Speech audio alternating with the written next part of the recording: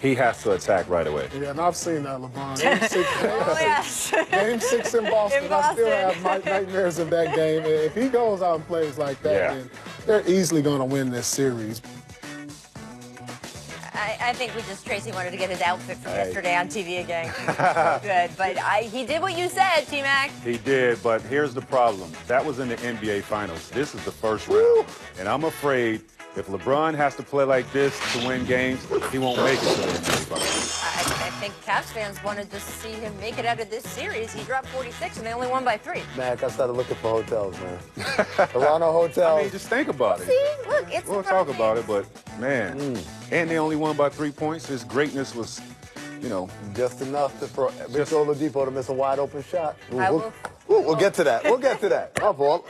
You lead the show. It's your show. So much going on in the NBA. This is so much fun. We can't even get to the stuff we want to get to because there's so much stuff to get to. Welcome to The Jump. I am Rachel Nichols. Our insider, Amin Al-Hassan, is back. Tracy McGrady, Hall of Famer. Still in excellent clothes. Just does it every day. That's what he does. So it's a nice thing to win Rookie of the Year. You get something called the Eddie Gottlieb Trophy. That Doug's dad? You don't get a car, but still, it's a lovely stamp of recognition that, yes, you belong here at the highest level. And while this year we had a lot of debates over who should win and why, and who qualifies as a rookie, and whether certain members of Jazz and Sixers Twitter might want to maybe possibly cool it with their descriptions of what other people's mothers should go do with themselves. It was still a lot of fun. But here's the thing. It doesn't really matter. Not that much. Plenty of guys have gone on to be super elite in this league without winning Rookie of the Year. And no one seems more aware of that than Donovan Mitchell, who continued to dazzle last night as the Jazz stole Game 2 in Oklahoma City.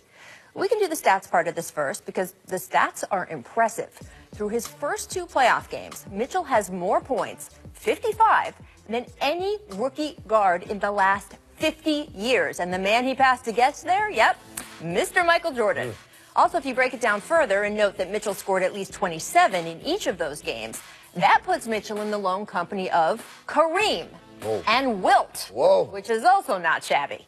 But to me, it's not the numbers, but the way Mitchell got them that really impressed. Because last night, he actually wasn't that dazzling through the first half or so. He was fighting through a sore foot, and he looked like it, settling for outside shots, not hitting much. He was 0 for 7 from behind the arc.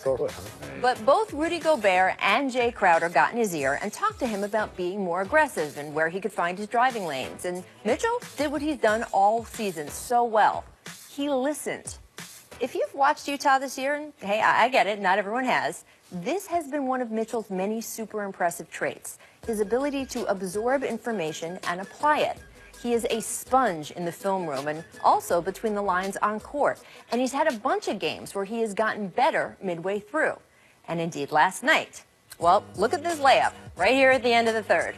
You can tell at this point as he barrels through the crowd, Mitchell was heating up. He had a driving floater with a little less than 10 to go that was just beautiful. And by the time he puts this spin move on Paul George, whoa, he had sealed that it was pretty much over for the Thunder. And that wasn't even the end of it. Afterward, he gave the on-court post-game interview. And seriously, I can't say this enough. Every time this kid opens his mouth, he is impressive. I have yet to hear him sound anything but smart and funny and mature. Only later did he let the mischievous side of his personality show. First, he liked this Michael Lee tweet about Ricky Rubio. Gonna let that sit there. Then he sent out the zippered up emoji face that we've seen from him a bunch. I mean, look, it was all in good fun, which is what watching Mitchell is for all of us. He is fun and extraordinary with a basketball and only getting better. Personally, if I had to lay money on it, my guess is that he doesn't get that Eddie Gottlieb trophy this year, just by seeing how people have talked about their votes. But I think that once these playoffs are all said and done, he will be walking away with something much more valuable, and he knows it. T-Mac, did Donovan change your outlook on this series, just the way he played last night? No. I think this was just bad basketball by OKC and bad coaching at the end of this game. However, the kid was phenomenal. You know, for this guy to be a rookie in his first playoff series, he's being defended by all-pro defensive guy in Paul George. And you seen the work that he put in against Paul George. I mean, come on, man. Y'all got to stop playing with this man. I know a lot of people probably didn't see him play this year in the regular season because he's in Utah. But you saw him last night, and you saw what he was capable of, and he's been doing this all season long. He's #1 option as a rookie and leading his team in the playoffs in the first round against OKC and came out with a win on the road. I can't say enough about it. You know what? It didn't change my outlook one bit. Because I got Utah winning this series. I had Utah winning this series because of the way they execute. When you're right, OKC executed terribly down the stretch. Terribly. But to me, that's their calling card. That's been their calling card. True. This kid right here, David Aldridge had a funny tweet where he said, when are we going to finally admit that he's really 30 years old and a 10-year vet? And I said, the irony is there's some 30-year-old, 10-year vets on the floor that night who didn't execute like this kid. He makes the right decisions. Tim McMahon wrote a really nice piece about... It's on ESPN.com. It's on ESPN.com right now. It's really good. About how this kid sits down with the assistant coach and with Coach Quinn Snyder, and they break down film. And I'm talking about hour-long film sessions. And, Mac, you know that a lot of players, particularly young players... They don't do that. For an hour watching they don't have the patience for that. Exactly. They're going to tune... You can make them sit there, but they're going to tune out after 5 or 10 minutes. This kid sits there throughout that. He's learning. It's exactly what you talked about in that monologue. The idea that you show him something, and they talk about it in the piece as well. You show him something, and he picks up on it. Well, they tried that piece is great breakdown of film stuff. I love that there's so many games you've been able to see it in the real game. time. Yeah. You're sitting there on league pads watching, and you can see him actually do it in the moment on the court, and you can watch him learn, and that is amazing. That's a special talent. Student that of the game. Right? Like he understands he learns by watching film, and he go out and he executes that. That's what I hope a guy like Russ will do. At the end of the games, he's so great, but I think he gets in his mind that I can take over a game and do it by myself, whereas these guys are just going to lock into you, and it's not going to happen that way. He plays, that's the great thing about Mitchell. He plays in the flow of the game. Yeah. He's not forcing anything. And let me tell you something. When he put that move on Paul George, look, I had a Vote America. And I was like, man, if anybody I can email back Tim Frank, any of these cats, that hey, man's name needs to be on that trophy. Oh, I'm not man. saying Ben Simmons isn't worthy, but the amount of pressure and what he has on his plate, come on, man. It's hard, man. Stop Rachel, playing it's with this hard. guy. It's hard to see something like that happen, and for me to turn around and say, But you didn't vote for him. I didn't, and I feel bad now. I feel really bad, and that's not because Ben Simmons, it turned out you were a bum. Obviously, he's great. He's amazing. He's going to have some pretty big He's games in these playoffs, amazing. too. He's amazing. But there's something about Donovan Mitchell that beyond the basketball and beyond the anecdotes of him learning, that makes you want to like him and root for him. Oh. I don't know what it is, but it's just tremendously likable, and it's funny. Look, he might not have that trophy, right? The Gottlieb trophy. I will say, though, I love my guy, Dennis Scott. I mean, 3D, I worked with him. Yeah. He's one of my most fun people to see out on the road. During the post-game interview last night, I think the second question he asked him, he said, after you guys lost game one, the whole basketball world didn't think you and Rudy hey, easy. didn't think you guys were up to it. Easy. And I was like, I don't know if I would. I'm basketball world. I don't know if I would say that, because I would say, and you can hear it in the segment from all three of us, I think the basketball world is firmly behind this kid. I don't think there's any question. And as I said, love Dennis. I think that they are not the unknown factor. I think everyone knows this kid is a firecracker, and I can't wait to see more of him come. Do you have to get to the other side of the ball, though? Because as you guys point out, the OK3, Russ, Paul George, Carmelo Anthony, tough fourth quarter last night. Whew. 0 for 14 from the field. Their only 2 points came off some free throws from Westbrook. They combined for 52 points over the first 3 quarters of the game. So take a look at the combined shot chart in the fourth. Not pretty. What happened here? Yeah, I think a lot of it is a lot of hero ball, a lot of isolation. Whereas late in the fourth quarter, when the game is tight, there has to be some continuity. There has to be great execution on their part, and I'm not seeing that. 3 of these guys they're great one-on-one players, but when the defense is just keying on you to go one-on-one, I mean, those shots become tougher. They're not getting anything easy. They're not getting anything to the basket. I mean, that's a tough, contested shot right there. Timeout. That was the sideline out of bounds. You can't have these type of shots. Look, it's just one-on-one contested shots. There's nothing going to the basket. Contested shot. Everything is contested. Nothing easy. And that's something that I don't know if that's coaching. I don't know if, that's point guard play to get everybody in their sets and make sure they run the right things.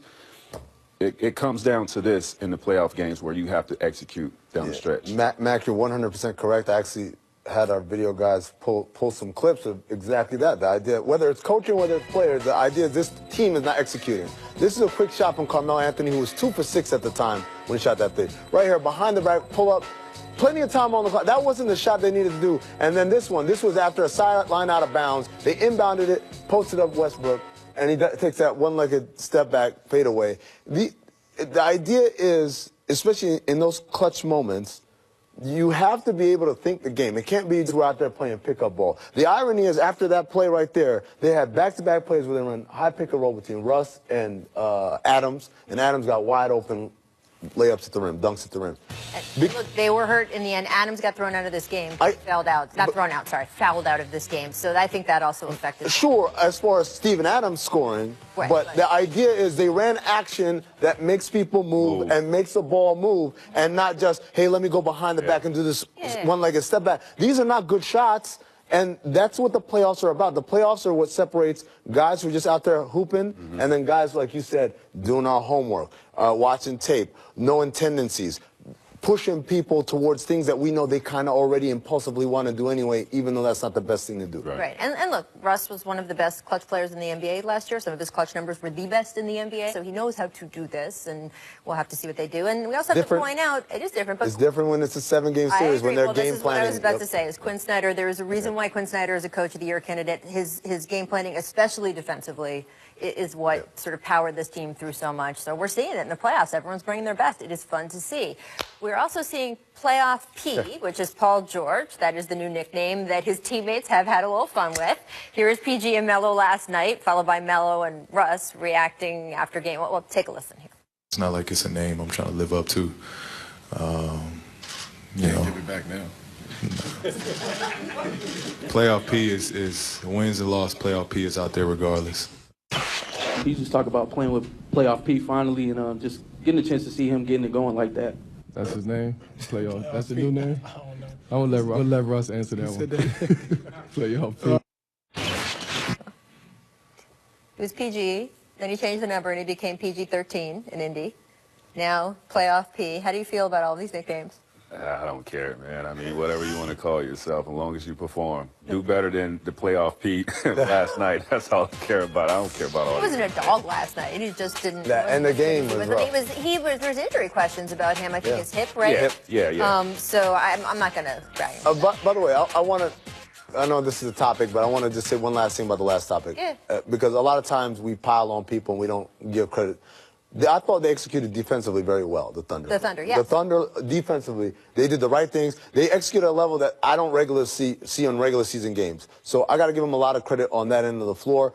Some of those were really tough shots. I mean, Donovan hit tough shots. Yeah. He's a tough shot maker. That's what he is. Absolutely. And look, Kevin Pelton, here's another shameless plug. Our friend Kevin Pelton has a great piece on ESPN.com right now about the most watchable playoff series of the first rounds after the first 2 games. This is a really watchable series. Of course. So if you are not someone Get him off NBA TV. What are y'all doing? Usually watches the Thunder, watch this series. It's going to continue to be good. NBA TV? Come on, man. Someone's got to be on NBA TV. There's a lot of games going on. It was either that or LeBron. It was either that or LeBron. You know, LeBron going on the main channel. I got friends at NBA TV. Don't knock NBA TV. No, we love them. Coming up, Ty Lue thinks the Cavs are relying too much on LeBron. You think so? We'll figure out where else the offense might come from. But first, our distant replay. This date, 2008, Vince Carter? featuring LeBron. Oh. You see the symmetry this series there. Monday Symmetry. night on TNT. Oh, man. Breakaway. Oh, 2008. I remember this series. I was at this. Was this the Soldier Boy series? Look at that. Was this the Soldier Boy series? Or was that the other year? No, this is the other year, because this is when Gilbert came back for the playoffs. Yep. This is the one Gilbert came back from the injury for the playoffs. You remember? I do, but have you gotten over the Vince Carter problem you have? No, I've been never. Well, it's a perfect espresso morning here, George. Hold on a second.